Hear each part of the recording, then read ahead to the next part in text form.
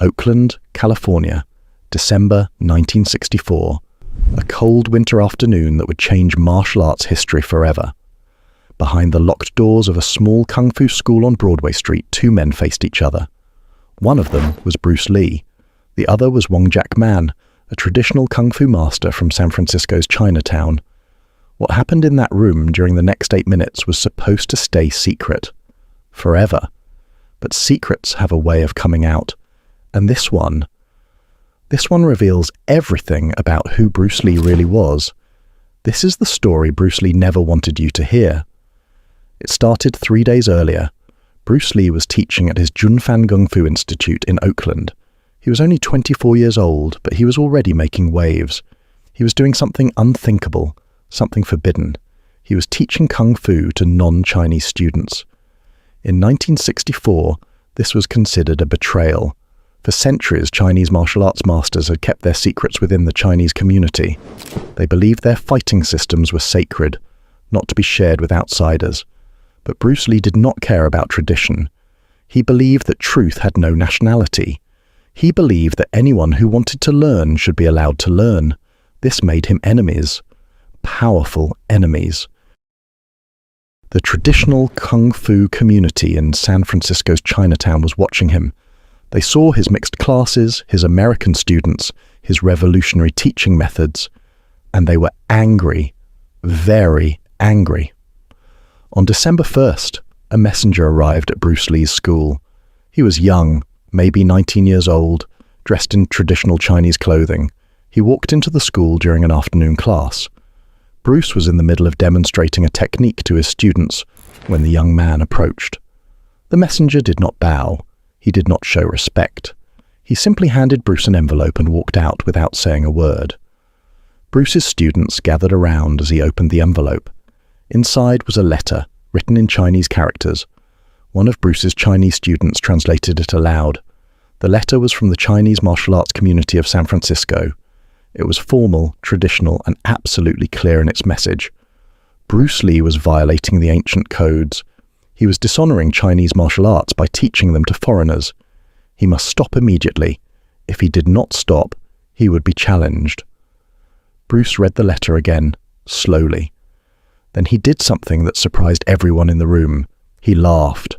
Not a nervous laugh. Not an uncertain laugh. A genuine, amused laugh.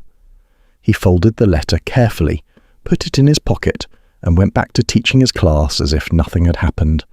But his students noticed something. For the rest of that class, Bruce Lee's techniques were sharper, faster, more intense. Something had changed. 2 days later, on December 3rd, Wong Jack Man arrived in Oakland. Wong Jack Man was not like the young messenger.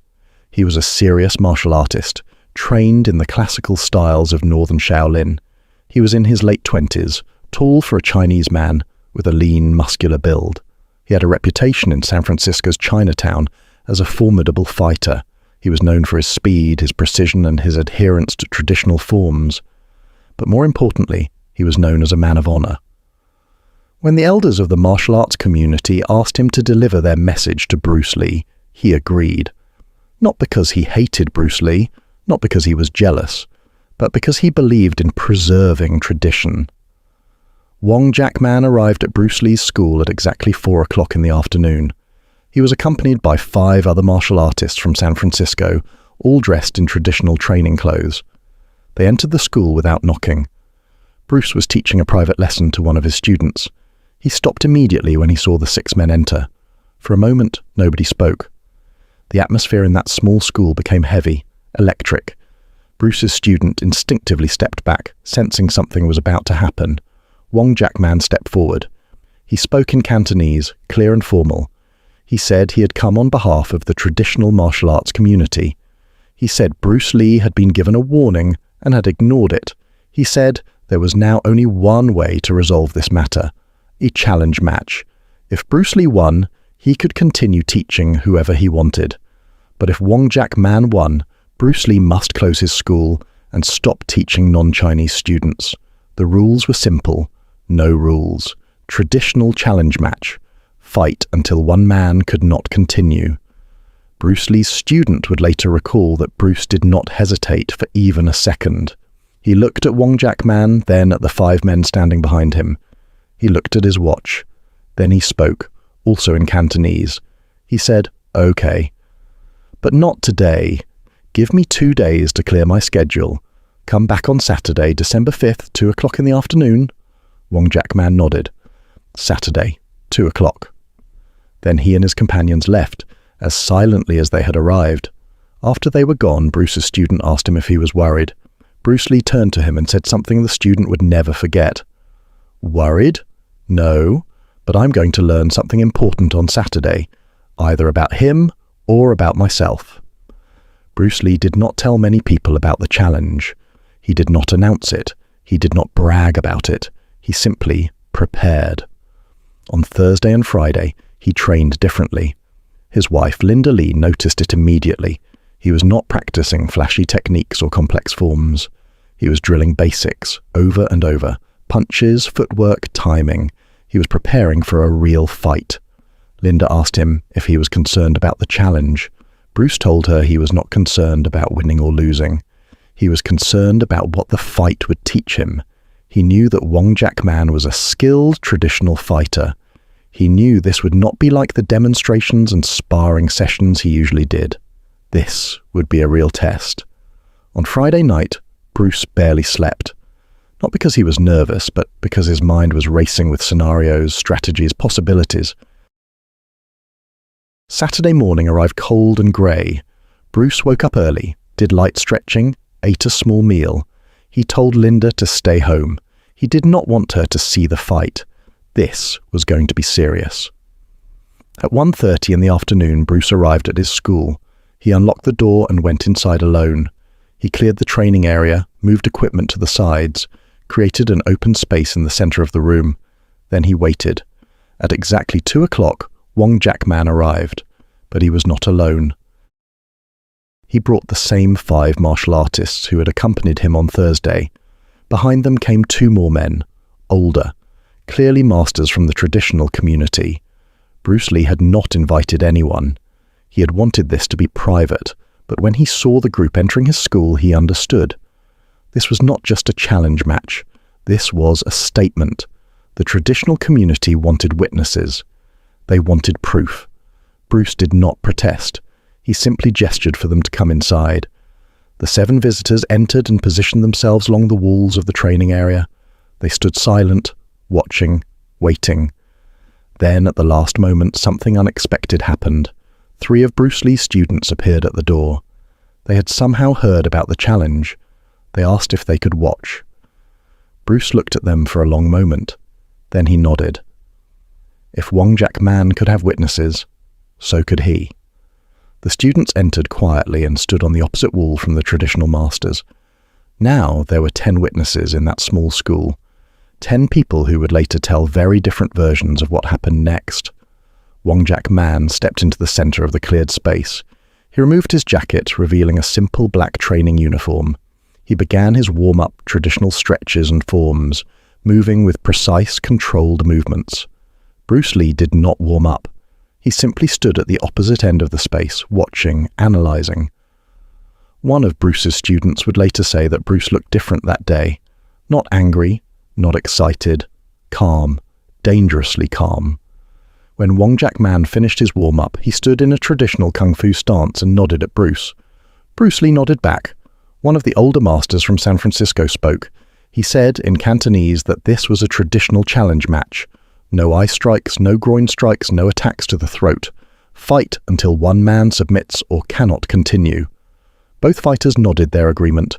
There was no referee, no bell, no countdown. The older master simply said one word: begin. For the first few seconds, neither man moved. They circled each other slowly, maintaining distance, measuring, calculating. Wong Jack Man held a classic northern Shaolin stance. Weight distributed evenly, hands positioned for both attack and defense. His movements were textbook perfect, exactly as the traditional forms taught. Bruce Lee's stance was different. Lower, more mobile, weight shifting constantly. It was not any recognizable traditional stance. It was something he was developing, something new.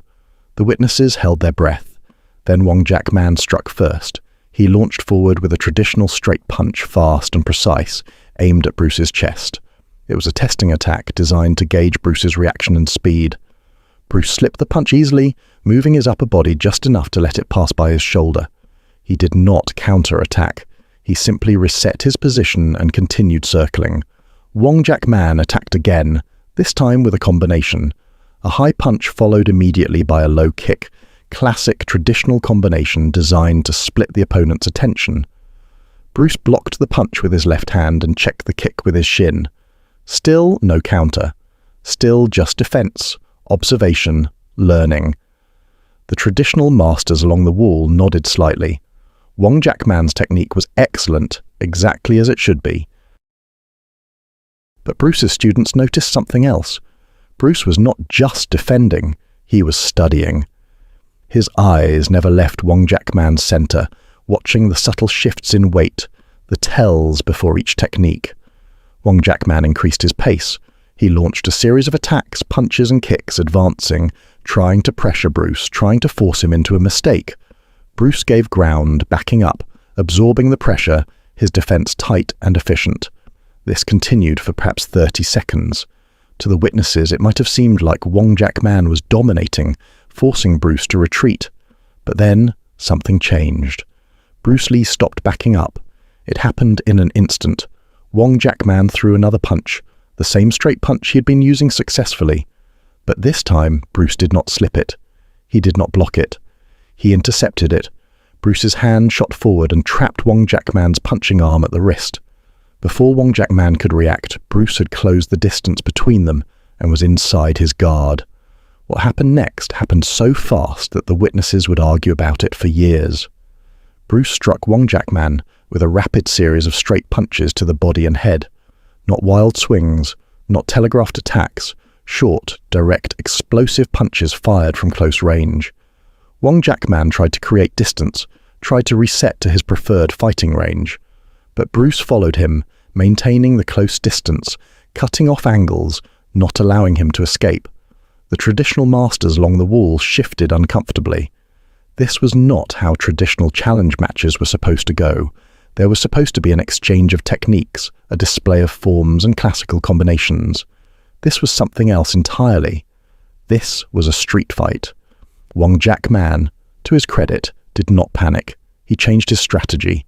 He used his footwork to create angles moving laterally instead of straight back. He threw quick kicks to try to keep Bruce at bay, but Bruce adapted instantly. Every time Wong Jack Man tried to establish his preferred distance, Bruce closed it again. Every time Wong Jack Man tried to use traditional techniques, Bruce interrupted them before they could fully develop. One of the traditional masters would later say that watching Bruce Lee fight was like watching water. He had no fixed form. He simply flowed into whatever space Wong Jack Man left open. The fight had been going on for about 2 minutes now. Both men were breathing harder, but Wong Jack Man was breathing much harder. He was discovering something that would change his understanding of martial arts forever.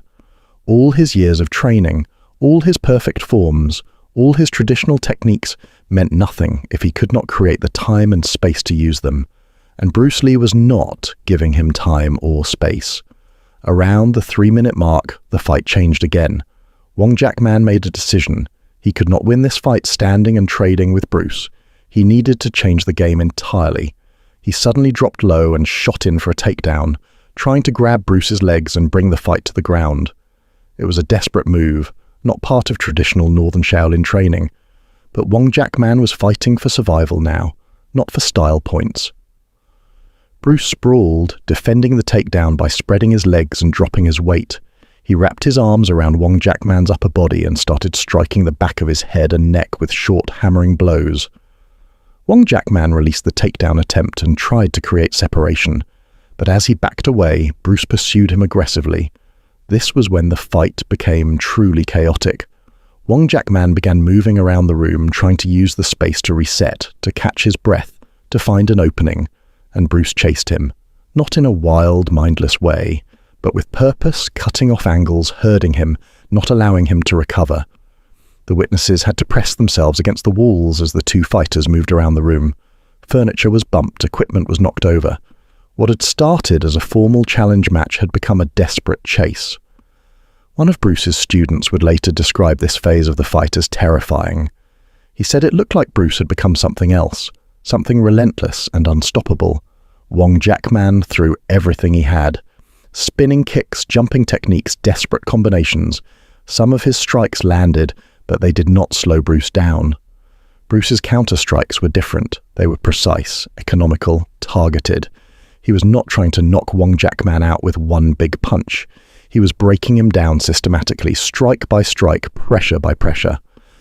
Around the 5-minute mark, Wong Jack Man's movements began to slow. His techniques became less crisp, his footwork less precise. He was exhausted, but the fight was not over yet. Wong Jack Man's back hit the wall. For a moment, he had nowhere to go. Bruce was directly in front of him, cutting off his escape routes. This was the moment when the fight could have ended. Bruce loaded up for what looked like a finishing combination. But then, something unexpected happened. One of the traditional masters from San Francisco shouted in Cantonese. He said, "Enough! This has been proven." Bruce stopped his attack, mid-motion. He stepped back, breathing hard, looking at the master who had spoken. Wong Jack Man, still against the wall, also looked at the master. His face showed a mixture of relief and shame. The master stepped forward into the fighting area. He looked at both men and spoke again. He said the challenge had been answered. He said there was no need to continue to injury or humiliation. He said the traditional community had seen what they needed to see. For a moment, it seemed like the fight was over. But then Bruce Lee did something that shocked everyone in the room. He said, "No." Bruce looked at Wong Jack Man and spoke directly to him, ignoring the master who had tried to stop the fight. He said, in Cantonese, "We agreed to fight until one man could not continue. Can you continue?" Wong Jack Man, still leaning against the wall, exhausted and hurt, straightened up. He looked at Bruce for a long moment. Then he nodded. He could continue. The traditional master tried to protest, but Bruce cut him off. He said this was between him and Wong Jack Man. Nobody else. Wong Jack Man pushed himself off the wall and moved back into the center of the room. He raised his hands into a fighting position, though his arms were visibly shaking from exhaustion. Bruce respected this. He did not attack immediately. He waited for Wong Jack Man to set himself, to prepare. This was not cruelty. This was Bruce giving Wong Jack Man the chance to face this with dignity. The witnesses were silent. The atmosphere in the room had changed. This was no longer about style versus style, or tradition versus innovation. This was about will, about who wanted it more. Wong Jack Man attacked first in this final exchange, a desperate lunging punch with everything he had left. Bruce slipped it, trapped the arm, and swept Wong Jack Man's legs out from under him. Wong Jack Man fell hard onto the wooden floor. Bruce followed him down, establishing a controlling position, ready to finish the fight with ground strikes. But he did not strike. He looked at Wong Jack Man and asked him, in Cantonese, "Are you finished?" Wong Jack Man, pinned on the floor, unable to escape, did not answer immediately. The witnesses would later disagree about what happened next. Some said Wong Jack Man verbally submitted. Others said he simply stopped resisting and turned his face away. But everyone agreed on one thing. The fight was over. Bruce Lee had won. Bruce stood up slowly. He was breathing hard, covered in sweat, but he was not injured. Wong Jack Man remained on the floor for a moment longer, then slowly got to his feet with help from one of his companions. The room was absolutely silent. One of the traditional masters approached Bruce. He bowed, formally and deeply. He said in Cantonese, "You have proven your point. We will not challenge you again." But Bruce did not bow back. Instead, he said something that would be debated and discussed for decades. He said, "I did not prove my point. I proved that I have a lot to learn." Everyone in the room looked at him in confusion. He had just won decisively. How could he say he had things to learn? Bruce looked at his hands, flexing them, feeling them. Then he spoke again, more to himself than to the witnesses. He said, "That fight took too long. It should have been over in seconds. My techniques were inefficient. My conditioning was not good enough. If Wong Jack Man had been armed, if there had been multiple opponents, I would have been in trouble. Wong Jack Man, still catching his breath, looked at Bruce with an expression of disbelief. He had just been beaten, and his opponent was criticizing his own performance. But Bruce was serious. The fight had shown him weaknesses in his own approach. He had relied too much on chasing, on pursuing. He had wasted energy. His finishing techniques had not been decisive enough. In Bruce Lee's mind, this fight was not a victory. It was a lesson. The traditional masters did not know how to respond to this. They left quietly, taking Wong Jack Man and the other witnesses with them. Bruce's students remained for a moment. One of them asked Bruce if he was happy about winning. Bruce did not answer directly. He walked to a chair and sat down heavily, his body finally showing the exhaustion he had been suppressing. He said, "Starting Monday, everything changes. We are going to train differently. We are going to think differently. Today showed me that traditional techniques are too complicated for real fighting. We need something simpler, more direct, more efficient." His students did not fully understand what he meant at the time, but they would. In the coming years, Bruce would develop and refine what he called Jeet Kune Do, the way of the intercepting fist, a martial art with no fixed forms, no classical techniques, only principles of directness, simplicity, and efficiency. The fight with Wong Jack Man was the catalyst for that revolution. After everyone left, Bruce locked the door of his school and stood alone in the training area. The room was a mess, equipment was scattered, furniture was displaced. There were scuff marks on the walls where Wong Jack Man had been backed up during the chase. Bruce did not clean up immediately. He stood there, replaying the fight in his mind, analyzing every moment, every technique, every mistake. He realized something profound that day. He realized that in a real fight, there is no time for beauty. There is no time for classical form. There is only what works and what does not work. And many of the techniques he had been teaching, techniques from traditional Wing Chun, had not worked as efficiently as they should have. This realization was both liberating and disturbing. Liberating because it freed him to explore new approaches. Disturbing because it meant discarding years of traditional training. When Linda Lee came to the school that evening, she found Bruce sitting in the dark, still in his training clothes, deep in thought. She asked him how the fight had gone. Bruce told her he had won, but he said it without pride, without satisfaction. She asked him what was wrong. Bruce said, "I won today, but someday I might face someone faster, stronger, better trained, and with my current level I might lose. That is not acceptable." From that day forward, Bruce became obsessed with improving, not just physically but philosophically. He began studying biomechanics, kinesiology, Western boxing, fencing, wrestling, anything that could make him more efficient. The fight with Wong Jack Man had humbled him in a way that victory usually does not humble people. In the weeks and months after the fight, something strange began to happen. Different versions of the story started circulating. Wong Jack Man's version was that the fight had been essentially a draw. He claimed that he had not been defeated, but that the fight had been stopped by the masters before a conclusion could be reached. He emphasized that Bruce had violated the agreed-upon rules by using grappling and ground fighting. Some of the traditional masters who had witnessed the fight supported this version. They said the fight had been inconclusive, that both fighters had shown skill, that it proved nothing except that different styles have different strengths. Bruce Lee's students told a very different story. They said Bruce had dominated from start to finish, that Wong Jack Man had been completely outclassed, that the fight had ended with Wong Jack Man on the ground begging for mercy. Bruce himself rarely talked about the fight.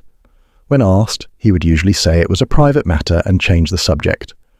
But to his close students and friends, he would occasionally mention it as the fight that changed his life, not because he won, but because it exposed his limitations. The truth, as witnessed by 10 people who were actually there, probably lies somewhere in the middle of all these versions. Yes, Bruce won. That is not really in dispute. Wong Jack Man ended up on the ground, unable to continue, but it was not the complete domination that some of Bruce's students claimed. Wong Jack Man was a skilled fighter who landed his share of strikes and made Bruce work hard for the victory. And the fight did last longer than Bruce wanted. By his own admission, around 7 to 8 minutes. For someone of Bruce's skill level, fighting an opponent one-on-one, He felt it should have been over much faster. The question is, why did different witnesses remember it so differently? Some say it was ego. People remember events in ways that support their existing beliefs and loyalties. Others say it was the speed and chaos of the fight. In the heat of the moment, with adrenaline and emotion running high, accurate observation is difficult.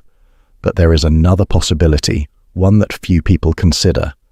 Maybe the different stories exist because Bruce Lee asked for them to exist. Here is what very few people know. 3 days after the fight, Bruce Lee met privately with Wong Jack Man. This meeting was witnessed by only one person, a mutual acquaintance who had been asked to arrange it. According to this witness, Bruce approached Wong Jack Man not as an enemy but as a fellow martial artist. He told Wong Jack Man that he respected his skill and his courage in accepting the challenge. Then Bruce made an unusual request. He asked Wong Jack Man not to talk about the details of the fight.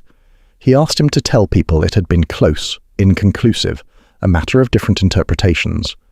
Wong Jack Man, confused, asked why.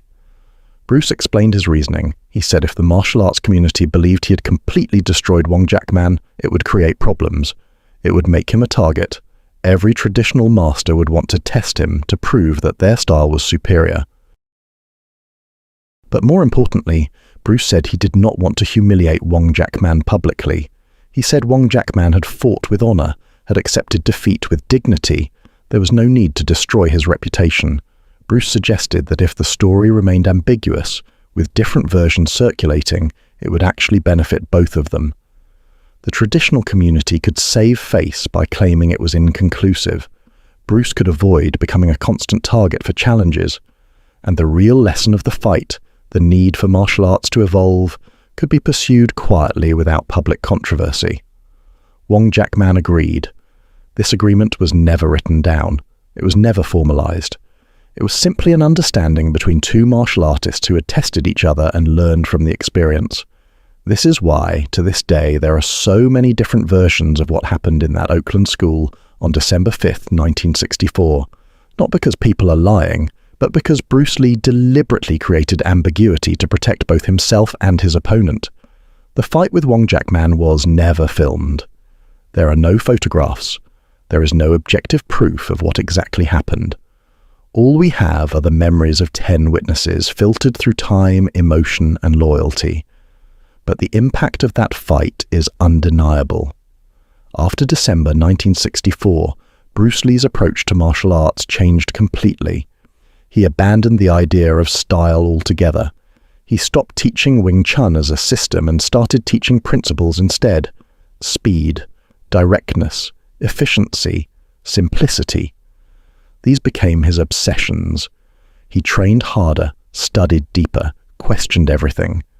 The physical conditioning that would later make him famous, the incredible speed and power, the philosophical depth, all of it can be traced back to the lessons of that 8-minute fight. Wong Jack Man, for his part, also changed. He continued teaching traditional kung fu, but he incorporated some of the lessons from his encounter with Bruce. He became less rigid, more open to adaptation. The two men never fought again. They were never friends, but they maintained a respectful distance from each other. When Bruce Lee died in 1973, Wong Jack Man was one of the few traditional masters who attended the funeral. He bowed to Bruce's casket and said a prayer in Cantonese. Someone asked him what he was praying for. He said, "I'm thanking him for the lesson he taught me about my own limitations." So what is the truth about the secret duel Bruce Lee never wanted you to know about? The truth is, it was not the fight itself that was secret. The fight happened, witnesses saw it, stories were told. The real secret was what Bruce learned from it. He learned that traditional martial arts, as practiced in 1964, were not efficient for real fighting. He learned that forms and techniques needed to serve function, not the other way around. He learned that evolution is more important than preservation. But he also learned something else, something deeper. He learned that defeating an opponent is easy compared to transcending your own limitations. Wong Jack Man was never Bruce Lee's real enemy. Bruce Lee's real enemy was his own satisfaction with his current level.